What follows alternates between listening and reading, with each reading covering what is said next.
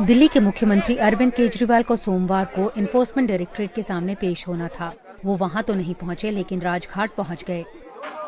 दरअसल मनीष सिसोदिया को गिरफ्तार हुए 1 साल हो चुका है। उसका विरोध करने के लिए केजरीवाल राजघाट अकेले ही नहीं बल्कि अपनी पूरी कैबिनेट के साथ पहुंचे थे। वही 7वें समन पर वो ईडी के सामने तो पेश नहीं हुए, लेकिन तर्क जरूर दे रहे हैं। जब ईडी खुद ही कोर्ट गई हुई है तो क्या ईडी को, केंद्र सरकार को कोर्ट पे भरोसा नहीं है? कोर्ट पे भरोसा रखना चाहिए ना। वो खुद ही कोर्ट गए हैं तो कोर्ट पे भरोसा, कोर्ट के आदेश का वेट करें। वो कोर्ट जो भी आदेश देगा उसके हिसाब से कर लेंगे। कोर्ट कहेगा भी जाओ तो जाएंगे। आपका ये भी आरोप है कि अरविंद केजरीवाल के ऊपर इंडिया गठबंधन को छोड़ने का प्रेशर बनाया जा रहा है।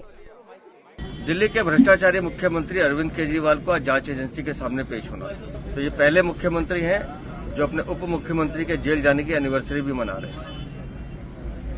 आपने भ्रष्टाचार किया है, शराब घोटाले में आपने करोड़ों रुपए खाए हैं और आज बापू की समाधि पे जाकर अगर आप उसका प्रायश्चित कर रहे हैं तो आपको जांच एजेंसी के सामने जाकर अपना जुर्म कबूल करना चाहिए। वैसे केजरीवाल अकेले नहीं हैं। हाल फिलहाल में कई आरोपी ही नहीं बल्कि गवाह भी जांच एजेंसियों के सामने पेश नहीं हो रहे। कानून के जानकारों का कहना है कि इससे एजेंसी की विश्वसनीयता पर सवाल खड़े हो रहे हैं।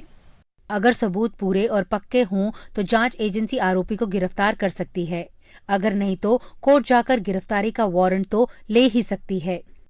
जिस तरीके से विपक्ष के लोगों को सम्मान किया जाता है और उनको बुलाया जाता है, मेरे हिसाब से ईडी को ये अख्तियारात नहीं है। ईडी सही मायने में अगर उसकी इंक्वायरी को भी देखा जाए तो बहुत ही लिमिटेड रोल है जो कि होना चाहिए। इसका भयंकर रूप से दुरुपयोग हो रहा है जो कि नहीं होना चाहिए। इससे पहले झारखंड के मुख्यमंत्री भी कई बार ईडी के सामने पेश नहीं हुए थे। आखिरकार उनके दफ्तर में उनकी पूछताछ हुई, जिसके बाद उनकी गिरफ्तारी हुई। कुछ साल पहले तक इन्फोर्समेंट डायरेक्टरेट या फिर सीबीआई किसी गवाह या आरोपी को समन करती थी तो लोग तत्परता से उनके आगे पेश होकर अपना जो बयान है दर्ज करवा देते थे। लेकिन अब इस नए चलन के तहत एजेंसियों की निष्पक्षता को लेकर सवाल किए जा रहे हैं और साथ में विपक्ष ये भी आरोप लगा रहा है कि वो सरकार के कहने पर काम कर रही हैं। नई दिल्ली से नीता शर्मा, एनडीटीवी इंडिया के लिए।